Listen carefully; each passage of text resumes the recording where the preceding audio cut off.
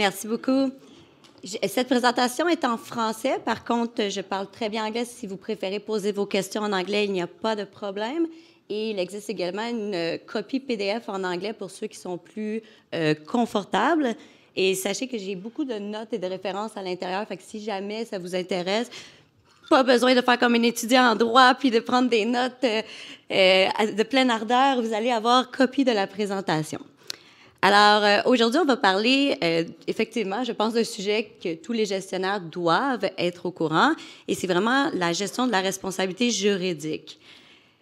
Pourquoi c'est important? D'abord, sachez que si vous n'avez pas la TV, il y en a eu cette année beaucoup de personnes, dont on va parler de Joe Sullivan, l'ancien ciseau de Uber, qui a reçu quand même une sentence de prison, donc pas très le fun de son côté.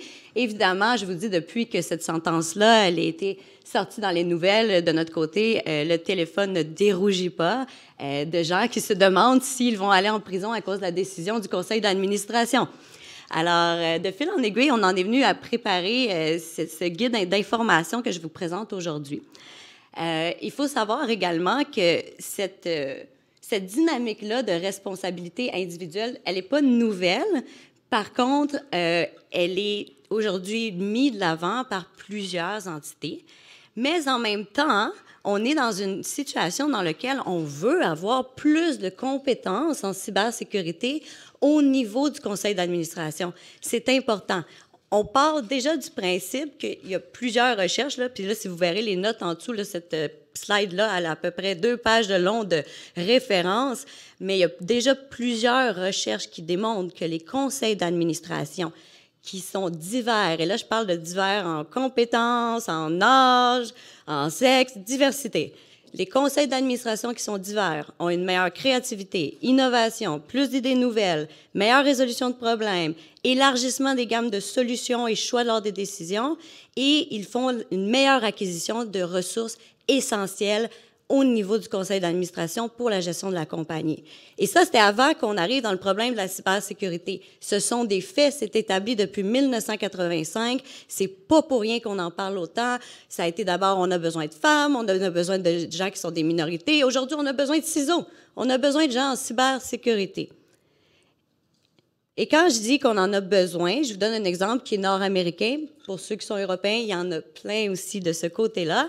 Mais déjà, on a le US Security Exchange Commission, qui est l'organisme qui réglemente les entreprises publiques aux États-Unis, qui s'est allé très près d'obliger d'avoir un directeur en cybersécurité des conseils d'administration, qui a reculé, mais qui a dit, écoute, vous n'êtes pas obligé d'en avoir un, mais vous allez devoir divulguer à tout le monde quelle expertise vous avez, par exemple.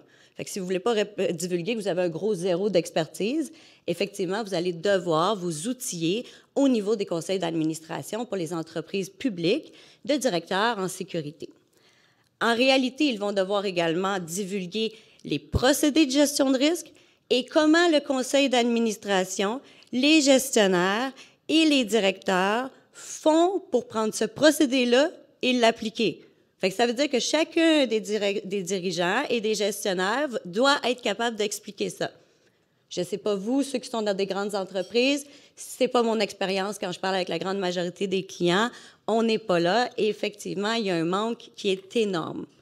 51% des entreprises qui font partie du Fortune 100 ont effectivement un directeur en sécurité dans leur conseil d'administration. Maintenant, quand on parle au Fortune 200, 5%, Fortune 500 et 8%. Alors, vous voyez que déjà, puis là, on parle des 500 entreprises les plus riches. Ça va déjà pas super bien. Lorsqu'on parle du Russell 3000, ce sont les 3000 plus grandes entreprises des États-Unis. Alors, dans ce cas-là, ce sont 90% des entreprises qui n'ont aucune expertise, même pas dans le conseil d'administration. Alors, si ces compagnies veulent se conformer à cette obligation ici pour les entreprises publiques, il me manque en ce moment 2724 directeurs de sécurité, juste aux États-Unis. Et les qualifications, on parle d'environ 10 ans d'expérience et idéalement une maîtrise aussi. Alors, c'est non seulement qu'ils en manquent, mais que les gens qu'on a sur le marché ne rencontrent pas non plus les qualifications. Vous voyez, en 2021, là, le S&P 500, c'est encore une fois là, un top 500 de compagnies super importantes.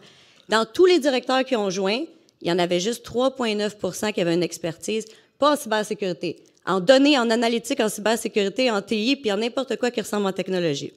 3,9. That's it. Les autres avaient aucune expertise.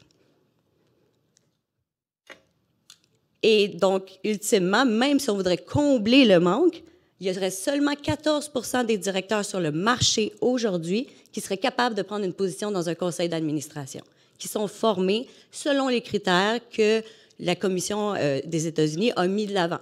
Maintenant, c'est ces critères, c'est pas obligatoire au Canada. On peut très bien être un directeur sans avoir de maîtrise.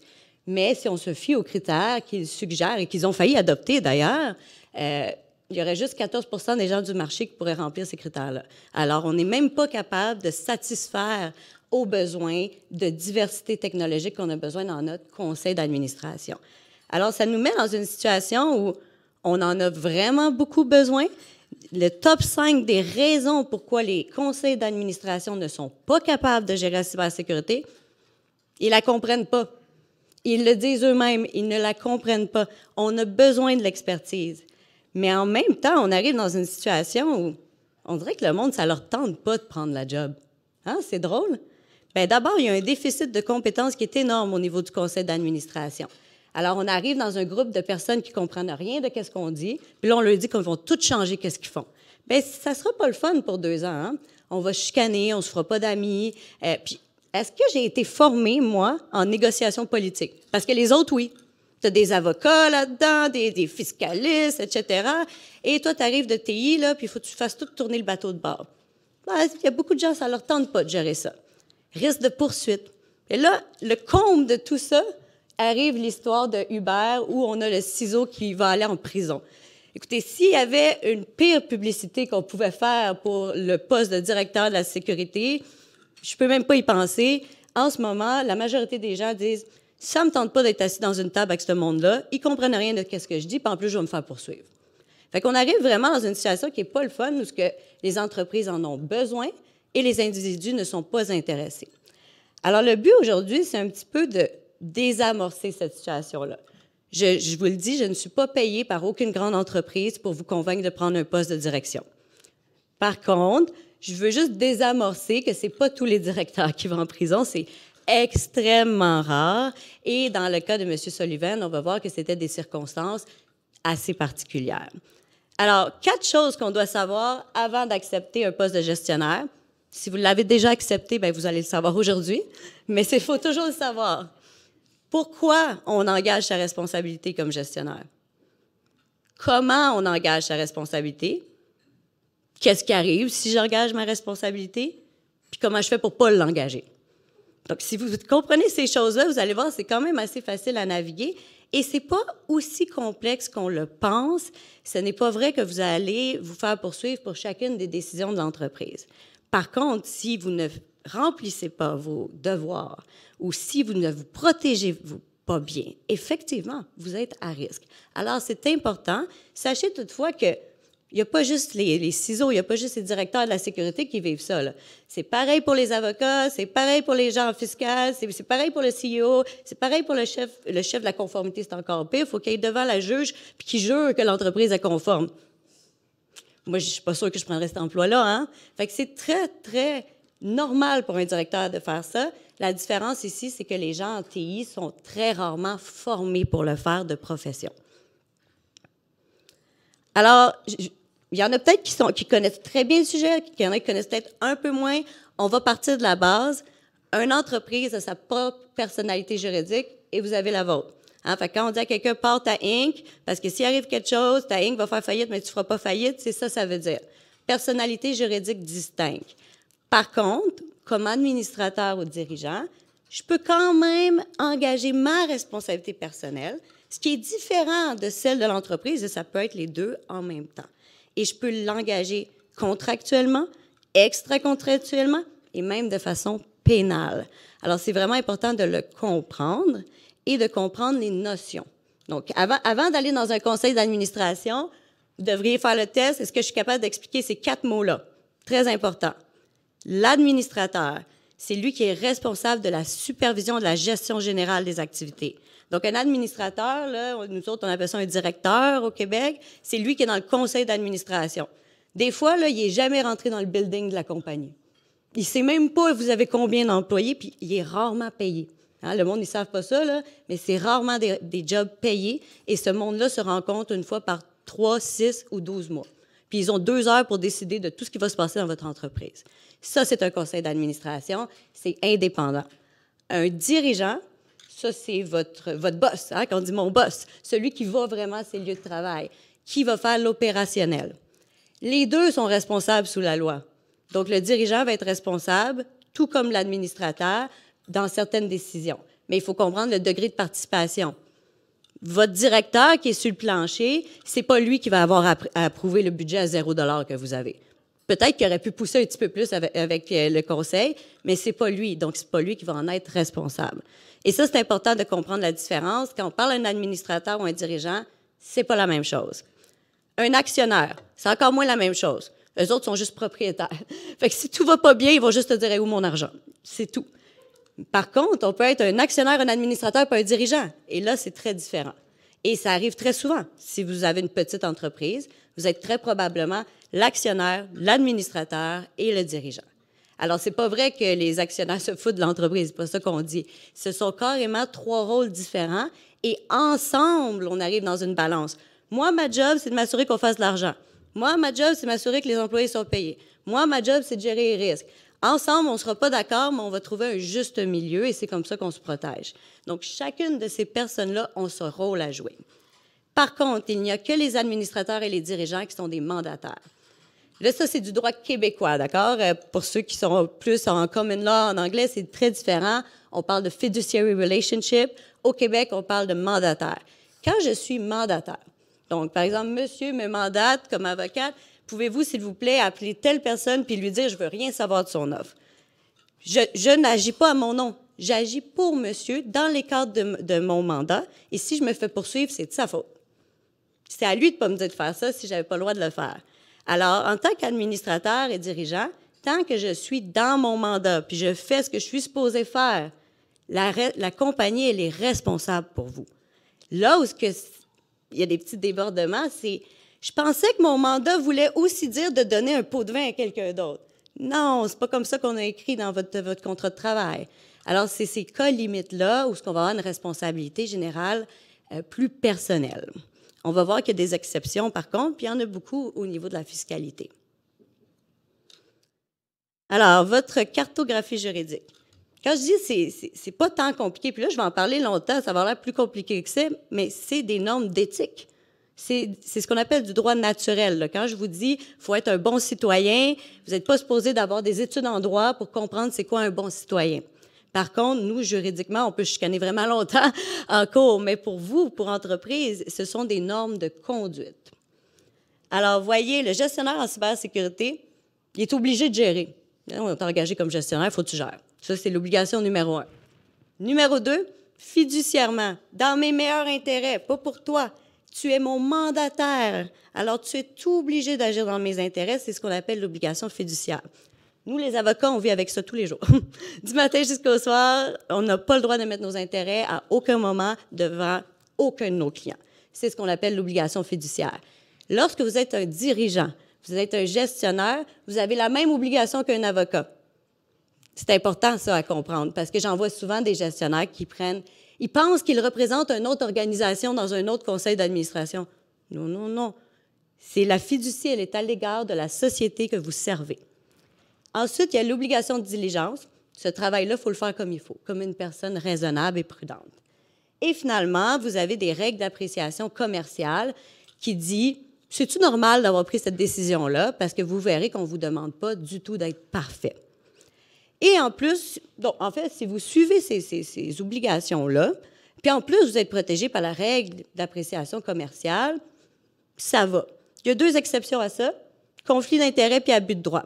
On ne fait pas ça, OK? Pas de conflit d'intérêt, pas d'abus de droit. C'est sûr que vous allez engager votre responsabilité, mais ça, ce sont des cas qui sont généralement clairs par les faits. Le reste, ce sont des normes de conduite.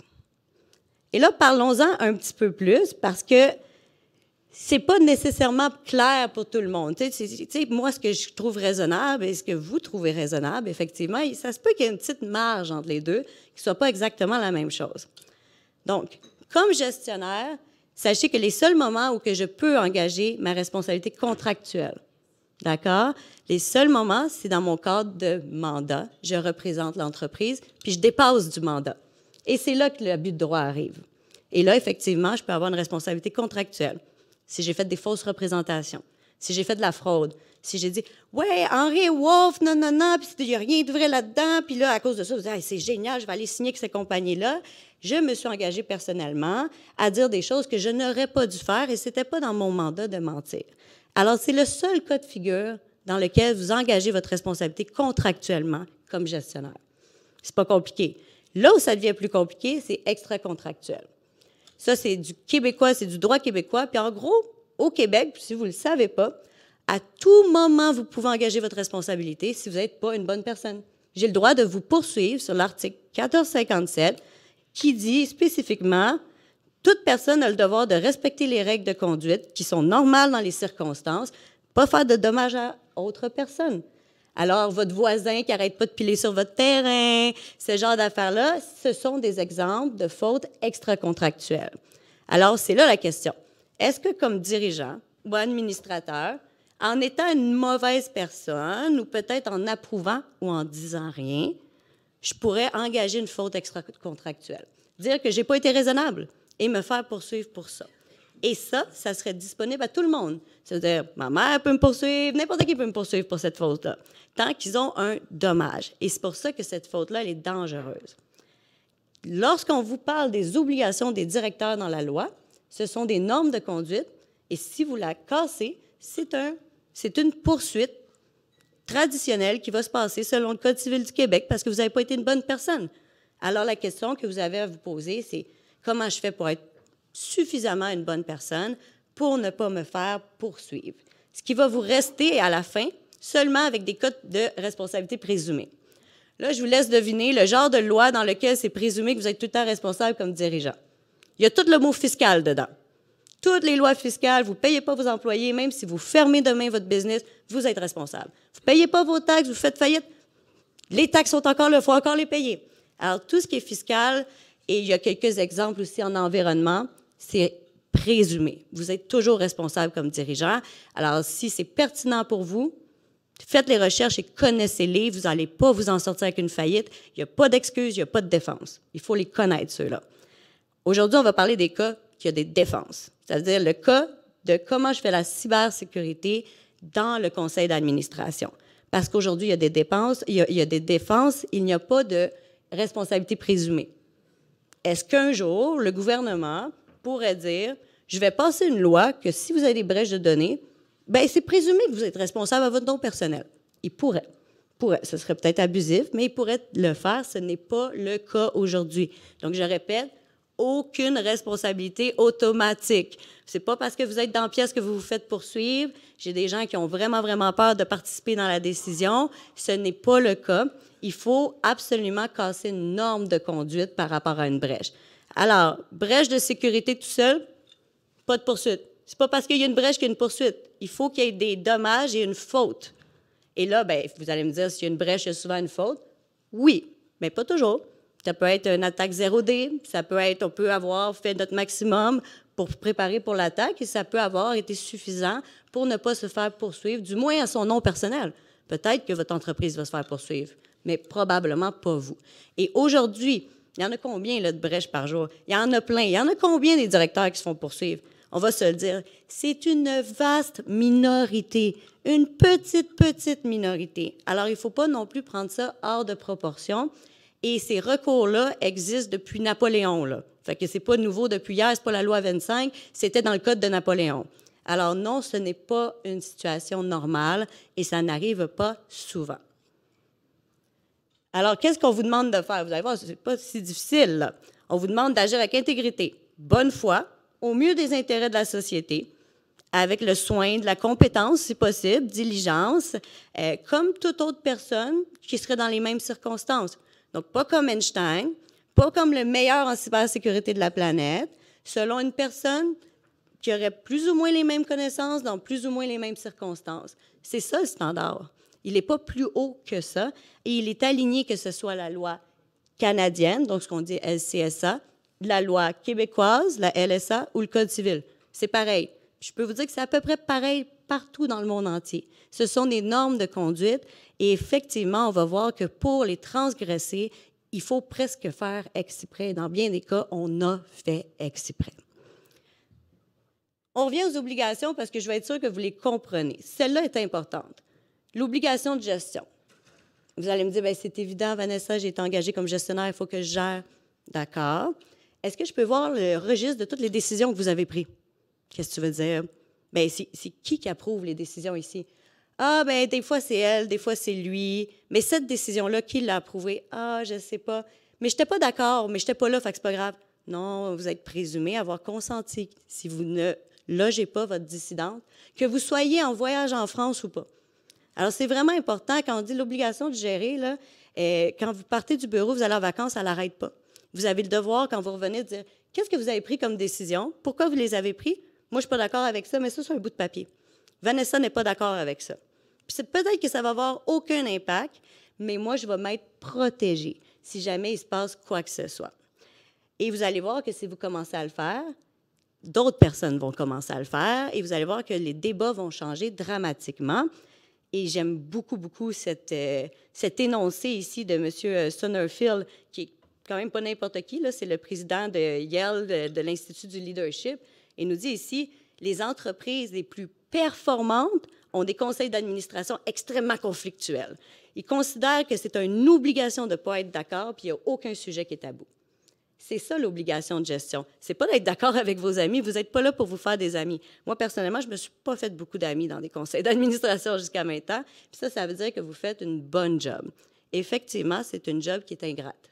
C'est pas toujours le fun. Et oui, des fois, on essaie de mettre des gants blancs. Des fois, ça marche mieux que d'autres fois. Mais sachez que c'est votre obligation. Et si vous voulez rendre la chose facile pour les gestionnaires, faites-en une culture d'entreprise. Ça devrait être normal dans une entreprise de questionner, de poser des questions et d'exprimer qu'on n'est pas d'accord sans pour autant en avoir des conséquences. Obligation de gestion, ça veut aussi dire le devoir de loyauté. Vous ne le savez peut-être pas, mais quand vous êtes un administrateur, un dirigeant, vous êtes obligé d'être loyal avec votre organisation. C'est comme un mariage, mais c'est un contrat de travail. Vous êtes obligé d'être loyal. Il n'y a pas de choix. Vous êtes obligé d'informer l'organisation des risques que vous connaissez et vous êtes obligé de participer dans les comités. Donc, tu sais, la personne qui ne vient jamais dans aucun des comités depuis déjà 6 ou 7 mois, là, c'est pas exactement ça le rôle. Effectivement, il y a des obligations dans la loi. On doit être là, on doit se renseigner, on doit poser des questions parce que j'ai un devoir de prudence. Je ne peux pas dire « Oui, mais monsieur le juge, je ne le savais pas. » Ils vont me dire « Ah, ben avez-vous fait un test technique? » Non. Avez-vous fait un audit? Ah non, on laisse personne d'autre regarder nos réseaux. OK, avez-vous posé la question? Ah ben non, on n'a pas d'expertise. Non, ça ne marche pas plus. C'est aussi pire de ne pas chercher la réponse que de ne pas l'avoir ou de ne pas en parler au conseil d'administration. Ce sont tous des causes de négligence et c'est un manquement à votre obligation de gérer. Alors moi, j'en vois souvent des cas dans lesquels personne ne veut gérer, personne ne veut prendre la décision. On a un problème de protocole, on a un problème de procédé, mais je suis désolée de vous dire, il va falloir que quelqu'un prenne la décision. C'est comme ça que ça marche. Une organisation, une entreprise ne peut rien faire par elle-même. Elle ne sait pas, elle ne marche pas. Tout ce qu'elle fait, c'est son cerveau qui le fait, et son cerveau, c'est le conseil d'administration. Fait que si le conseil d'administration ne dit pas oui ou non, techniquement, elle ne peut rien faire. Alors, l'inertie, décider de ne rien faire, c'est simplement pas une solution et c'est une cause pour perdre son rôle d'administrateur et de dirigeant. Devoir de fiducie. Bon, là, j'ai l'impression que je vous donne un cours sur les avocats parce que ça, c'est vraiment les devoirs des avocats. Et c'est pour vous dire à quel point c'est important un gestionnaire. C'est une personne à qui vous faites confiance. Vous allez avoir accès à des renseignements extrêmement confidentiels. De les révéler, en plus d'être une brèche de sécurité avec tout ce que ça vient, les criminels, c'est une brèche de votre devoir d'éthique et vous pouvez être poursuivi à votre nom personnel pour la perte. Mettons que c'est un secret commercial, ça vaut 1 million, vous allez mettre ça en ligne, la compagnie elle a un droit acquis dans la loi de vous réclamer le million de dollars. Ça, c'est en plus de tous les autres recours qu'elle a parce que vous avez fait une brèche de sécurité. Fait qu'effectivement, si vous êtes ce genre de personne-là, c'est peut-être pas le bon emploi pour vous parce que vous allez peut-être avoir des sanctions même pénales et criminelles pour la fraude. Alors, sachez que vous ayez signé une obligation de confidentialité ou pas, vous avez une obligation de confidentialité du moment que vous êtes dans un conseil d'administration. Ce qui se passe derrière la porte reste derrière la porte. Et c'est pour ça que ça peut être très difficile lorsqu'on décide de ne pas signaler une brèche. Si vous ne l'avez pas documenté, qui va le savoir? Vous étiez juste 5 derrière la porte, puis ils ont toutes la même obligation de rien dire. Donc, vous devez absolument documenter et tout documenter. Et encore plus important, éviter les conflits d'intérêts. Et là, vous me dites, ah, c'est bébé, on apprend ça à l'école. J'ai eu 7 appels ce mois-ci de personnes en conflit d'intérêts, en fait, qui ont remarqué que l'autre personne dans le board est en conflit d'intérêts. Ça l'arrive à tous les jours. Parce que les gens ne comprennent pas à qui ils ont un devoir de loyauté. Qui pense qu'ils ont un devoir de loyauté pour les actionnaires? Est-ce que moi, en tant que dirigeant, j'ai un devoir de loyauté pour les actionnaires? Pour l'entreprise elle-même? Pour les employés? C'est pour l'entreprise elle-même, pas les actionnaires, pas les employés, pas personne d'autre. Le numéro 1 pour l'entreprise à long terme. Donc, pas pour le papa de l'entreprise, donc pas pour la compagnie mère, non, pour celle que vous gérez là. Fait que ça se peut que la compagnie mère et vous-même, vous ne soyez pas d'accord. Ça arrive souvent. C'est pour ça que généralement, le conseil d'administration va céder sa gouvernance à la compagnie mère, parce que sinon, on ne va jamais s'entendre. On n'a pas les mêmes intérêts. Vous pouvez, je ne vous dis pas d'ignorer vos employés, vous pouvez, en second lieu, vous assurer que vos décisions soient transparentes et elles respectent les intérêts des employés, des actionnaires aussi, parce que je veux dire, c'est quand même les propriétaires de l'entreprise. Hein, des fois, il faut les consulter, ce monde-là, et vous assurer que vous êtes un bon citoyen en plus. Fait que ça, c'est important. Les intérêts de la société, là, c'est quoi? Mais il faut savoir que votre intérêt à vous, elle est à la compagnie. Pas à Jean-Jacques qui siège dans la compagnie. Pas à la compagnie qui est propriétaire de la compagnie. À la compagnie telle qu'elle est à long terme. Ça a l'air facile, mais ce ne l'est pas parce qu'elle n'existe pas, cette personne-là. Fait que vous avez un devoir de loyauté à quelqu'un que vous n'avez jamais vu. Puis vous ne savez pas à quoi il ressemble. Alors, c'est pour ça qu'on vous dit que c'est très important de se faire des simulations. Et très souvent, c'est comme vous faites des phishing attacks, vous faites des tests. Bien, nous, des fois, on fait des tests dans les conseils d'administration. On ne leur dit pas, puis on met une résolution que clairement, tu en as la moitié qui sont en conflit, puis on regarde qui va se dénoncer. Généralement, il n'y en a aucun qui se dénonce. Vous devez vous dénoncer. Vous devez dire que vous avez des intérêts personnels, dire c'est quoi le montant de ces intérêts personnels-là et la nature. C'est la compagnie de ma sœur, mais je n'ai pas de retour. C'est la compagnie d'un tel, je vais avoir un rabais de 15 % après quand je vais acheter un ordinateur. Ah, OK. En fait, je suis ici pour représenter telle compagnie, puis ils m'ont demandé de voter de telle façon. Vous êtes obligé de vous récuser. Ça ne marche pas comme ça. Il faut absolument être juste, il faut absolument avoir les intérêts de l'entreprise à long terme, donc pas demain, en tête. Ce qui nous amène à la dernière, l'obligation de diligence, qui normalement est la plus facile, c'est qu'on dit qu'il faut être compétent. Il faut être raisonnable et prudent. C'est une norme. Ce qui est intéressant, c'est qu'on ne peut pas poursuivre quelqu'un et dire « tu n'as pas été raisonnable, alors je te poursuis ». Ce devoir-là n'ouvre aucun recours. Par contre, ce devoir-là est utilisé pour justifier une série de recours, en commençant par l'abus de droit et ensuite la négligence. Alors, du moment que je suis capable de démontrer qu'il n'y a pas de diligence, que la personne n'est pas prudente, que la personne n'est pas raisonnable, passer pour la poursuivre, je n'ai pas de dommages, moi, là, juste parce que tu es une mauvaise personne, sinon on se poursuivrait un petit peu tout à gauche, à droite. Mais du moment que j'ai une faute ou j'ai le bris d'une loi, parce que sachez que vous avez l'obligation en tant que gestionnaire de vous conformer aux lois. Donc, dans le meilleur intérêt, ça ne peut pas être interprété comme contraire à la loi. Okay, pour être clair, c'est dans le meilleur intérêt selon les lois du Québec. C'est ça la définition. Alors, ce qui est intéressant ici, c'est dans un cas où j'ai une compagnie qui a violé une loi et que, manifestement, le board n'avait pas les compétences pour réaliser qu'est-ce qu'il faisait. Et là, on pense tout à la loi 25, par exemple. Alors, on peut dire qu'il y a eu une négligence. On peut dire que l'obligation de diligence n'était pas là, qu'il n'y avait pas d'expertise comme on devait l'avoir dans le conseil d'administration. Et là, on va faire une analyse contextuelle. Quel genre de données vous traitez? Ah, bien, nous autres, on traite des données des mineurs sur leur santé psychologique, puis on envoie ça dans 4 pays. Oui, OK. Fait qu'on pose des questions. C'est sûr que si vous êtes une boulangerie, on va faire, bien là, ça va. Mais si vous êtes dans le domaine de la santé, on va s'attendre effectivement que votre expertise elle soit plus pointue. Alors ça, c'est vraiment important de le comprendre. Si vous êtes une infrastructure essentielle, la réponse est oui. Vous devez avoir un directeur qui a une capacité. Pas besoin qu'il soit le hacker de l'année, le ciseau de l'année. Il doit être capable de comprendre les rapports qui lui sont rapportés. Alors, 2 choses importantes. Meilleur intérêt de la société, on s'en rappelle, c'est d'abord la société elle-même, ensuite les parties intéressées, et là vient l'appréciation commerciale. Mettons là, que vous n'avez pas respecté rien de tout ça, vous n'avez même pas été une personne raisonnable, bien, les juges vont vous donner encore une autre chance, puis ils vont dire « Ouais, mais c'était quoi la gamme de choix qu'ils avaient? Puis est-ce qu'ils ont choisi en quelque part là-dedans? C'est même pas la meilleure dans le milieu, en quelque part là-dedans. C'était-tu une des décisions raisonnables, même si ce n'était pas la meilleure? Parce que la Cour se dit « Je suis qui, moi, pour aller dans le conseil d'administration? Je ne sais pas qu'est-ce qui se passe dans l'entreprise. Il me manque beaucoup trop d'informations. » Alors, la Cour a une énorme déférence pour votre jugement. Fait que quand on est poursuivi, c'est parce qu'on a fait une décision tellement mauvaise qu'elle n'est pas compétente, qu'elle est en brèche de conflit d'intérêts et qu'elle n'est même pas normal qu'un conseil d'administration soit arrivé à cette décision-là. Comprenez-vous que finalement, c'est pas tous les jours hein, qu'on se rend dans cette situation-là. Et si vous faites bien votre job de gestionnaire, vous devriez être capable d'éviter ça et, dans le pire des cas, de mettre sur papier une dissidence. Peut-être qu'ils vont trouver que vous n'êtes pas le chum le plus fun dans le 5 à 7. Peut-être que vous allez vouloir changer d'entreprise, mais vous ne serez pas poursuivi. Maintenant, ça, c'est peut-être un peu théorique, mais qu'est-ce que ça voudrait dire en cybersécurité? Bien, compléter des tests techniques indépendants, ça, c'est numéro 1. Un board doit avoir accès à des tests indépendants.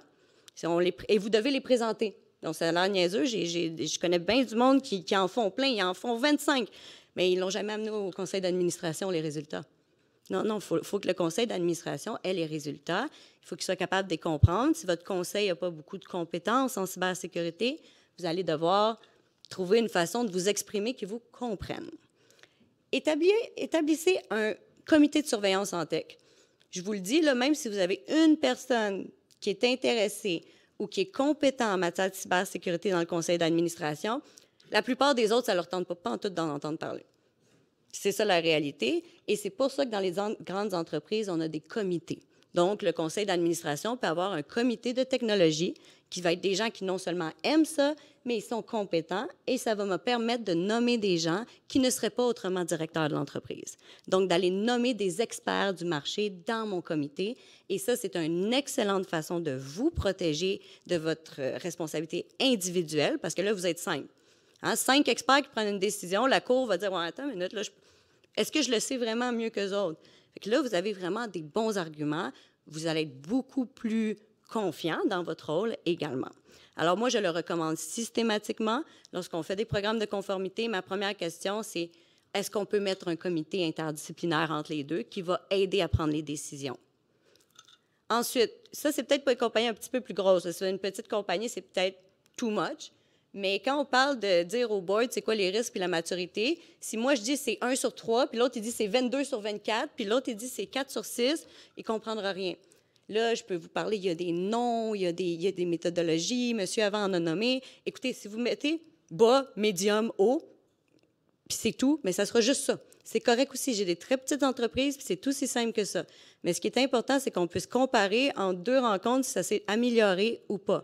Sinon, je vais avoir beaucoup de difficultés à prouver qu'effectivement, j'ai une diligence. Établir des procédés de partage de l'information. Vous savez, le nombre d'entreprises que l'information reste dans un tiroir, se rend à mauvaise personne ou se rend à la personne qui finalement était la cause de l'incident, fait que ça ne va pas plus haut. Hein? Fait que quand on parle en France, on parle du whistleblowing. Donc, c'est très, très, très populaire en France et les grandes entreprises sont obligées d'avoir des procédures de signalement responsables. Donc, c'est important, vous, avant d'accepter, soit avant d'accepter un rôle, posez-vous la question, ils ont-tu tout ça, ce monde-là?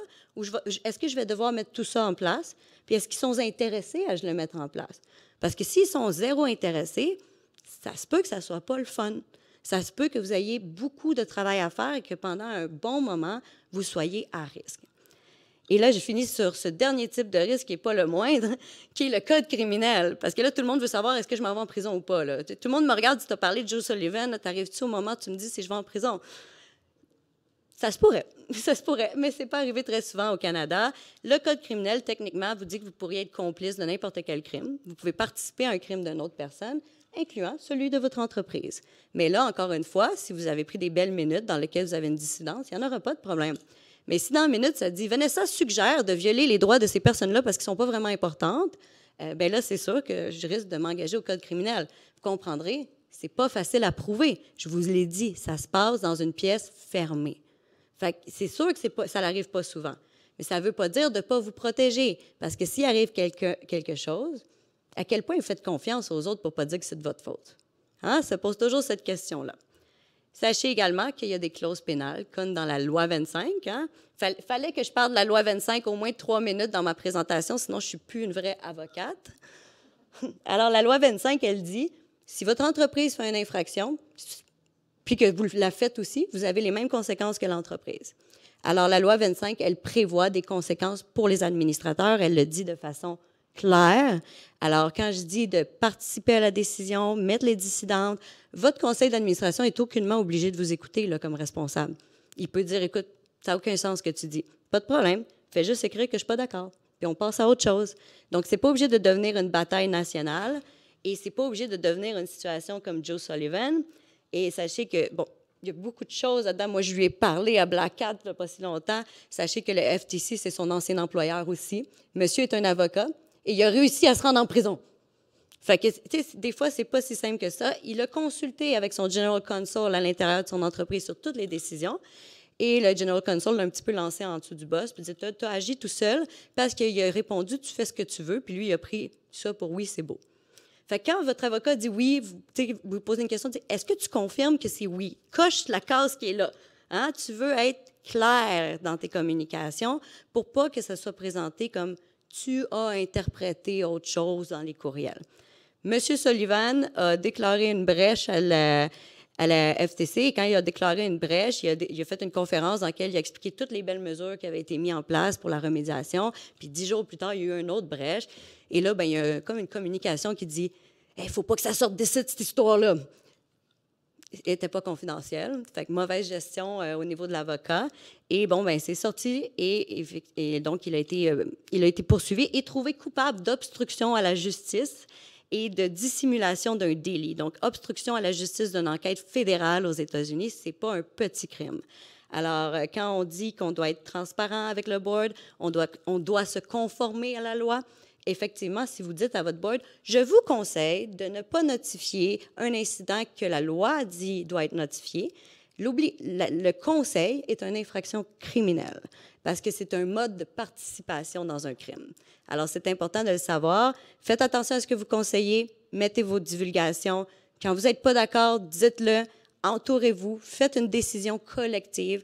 Puis là, pour ceux qui sont déjà gestionnaires, regardez la police d'assurance de votre entreprise. Êtes-vous couvert? Regardez votre contrat de travail. Avez-vous une indemnité? Parce que l'assurance, ça ne vous couvre pas si c'est une accusation criminelle. Fait que si vous n'avez pas d'indemnité, vous allez payer tout seul les coûts d'avocat. Monsieur, ça lui a coûté presque $1 million US de se défendre. Et ce n'est pas dit que votre assurance va vous rembourser après, mais dans son cas, il a perdu. Fait qu'il ne s'est pas fait rembourser. Alors, indemnité, exonération, clause d'assurance, c'est standard du moment que vous êtes un dirigeant, un administrateur. Si vous n'êtes pas certain, demandez à votre département des RH de valider que vous êtes un cadre, que vous n'êtes pas juste un employé et d'aller chercher les bonnes protections.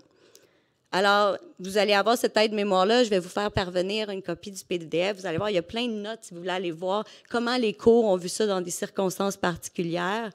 Mais ce qui est important de comprendre, là, c'est que si jamais vous avez une bonne offre dans une bonne entreprise, vous n'êtes pas obligé de refuser parce que vous ne voulez pas aller en prison. On a un cadre qui est très solide au Québec, qui date de Napoléon, qui est mis en place, et les cas d'abus et les cas de responsabilité personnelle des administrateurs, ils se comptent sur 2 mains au Québec. Alors, armez-vous, prenez des formations. Si vous êtes en TI puis vous ne savez pas ça, c'est normal, je l'ai appris à l'école de droit. Fait que prenez-en des formations et sachez que vous pouvez faire une différence qui est énorme dans un conseil d'administration. On parle d'un nombre énorme de postes ouverts, d'entreprises qui veulent travailler avec des gens en cybersécurité. Alors voilà, j'espère que ça vous a fait un petit peu peur et rassuré un petit peu. Est-ce qu'il y a des questions? Oui.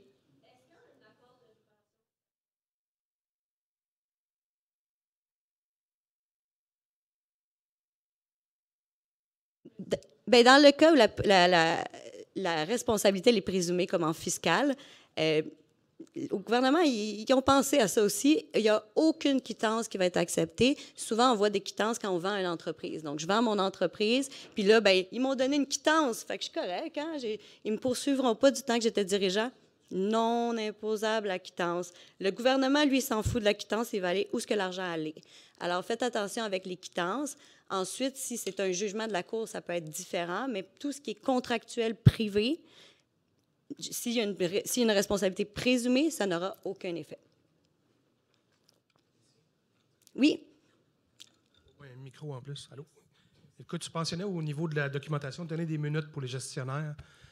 À quel niveau ça doit être à l'intérieur de l'organisation, vu par plusieurs personnes, ou est-ce que le gestionnaire peut avoir un outil qui dit « je tiens mes minutes », il y a un outil qui va mettre du timestamping, une preuve quelconque, ou ça doit absolument être communiqué à tous les dirigeants? Non, en fait, c'est toujours une question de preuve d'abord. On dit toujours, on pourrait l'écrire sur un napkin, là, mais ça ne sera pas le fun quand je vais essayer de montrer ça à un juge. Vous avez une obligation de confidentialité. Donc, à l'intérieur du conseil d'administration, généralement, avant de divulguer à l'extérieur, incluant d'autres dirigeants, on doit tous être d'accord. Alors, généralement, ça va rester là. Sachez qu'il existe des logiciels. À l'époque, c'était dispendieux. Là, on parle de 10 $ par mois. Là. Un logiciel qui fait la gestion des minutes. Il prend toutes les notes dans chacune des rencontres, il fait tous les suivis, il va compter qui a fait une dissidence, vous allez pouvoir voter avec des petits trucs. C'est un investissement qui vaut vraiment la peine, à moins que vous soyez une entreprise de quelques personnes. En théorie, par contre, ça l'arrive, les petites entreprises, ils font pas tout ça, puis là, je dis, ils me disent, oh merde, mais c'est pas écrit nulle part. Envoyez un courriel, puis dis, tel qu'on a discuté dans notre rencontre, on s'est tous mis d'accord qu'on allait faire ça. Si vous n'êtes pas d'accord, veuillez répondre dans les 24 heures. Ça, c'est ce qu'on appelle aller mettre un peu un plaster après. Mais tout écrit est mieux que rien du tout.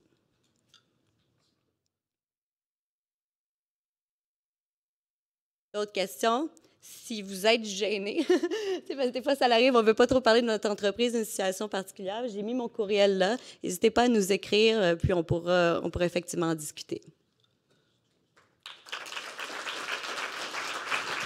Merci. Merci, Vanessa. On va profiter d'une 15 minutes.